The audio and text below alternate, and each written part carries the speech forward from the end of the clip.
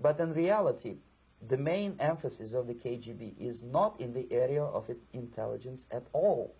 According to my opinion and opinion of many defectors of my caliber, only about 15% of time, money, and manpower is spent on espionage as such. The other 85% is a slow process which we call either ideological subversion or active measures, активные мероприятия in the language of the KGB, or psychological warfare.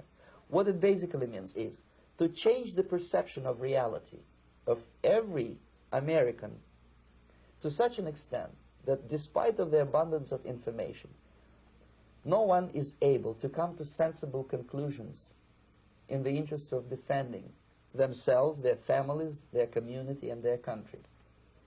It's a great brainwashing process which goes very slow, and it's divided in 4 basic stages.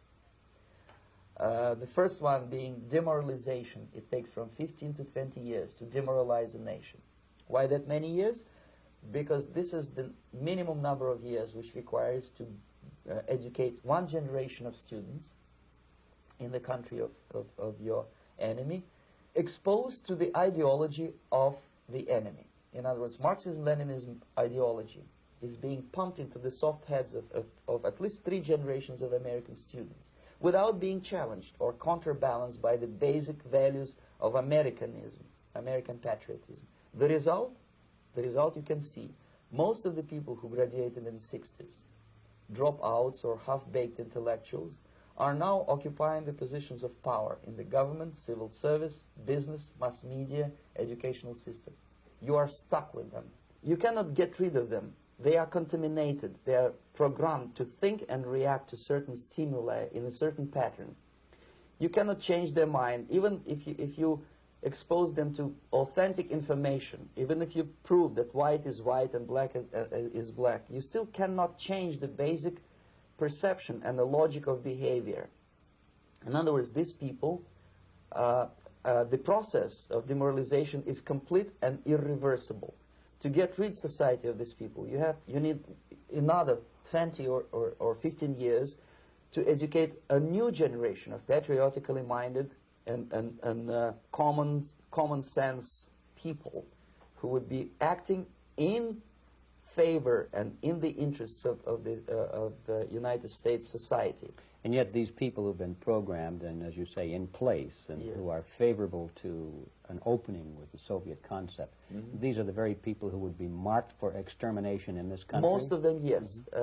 Simply because the psychological shock when they will see in future what the beautiful society of equality and social justice means in practice, obviously they will revolt. They will be very unhappy, frustrated people. And the Marxist-Leninist regime does not tolerate these people. Obviously they will join the links of dissenters, dissidents. Unlike in present United States, there will be no place for dissent in future Marxist-Leninist America. Here you can get popular like Daniel Ellsberg and filthy rich like Jane Fonda for being dissident, for criticizing your Pentagon. In future, these people will be simply squashed like cockroaches. Nobody is going to pay them nothing for their beautiful, noble ideas of equality. This they don't understand, and it will be the greatest shock for them, of course. The demoralization process in the United States is basically completed already.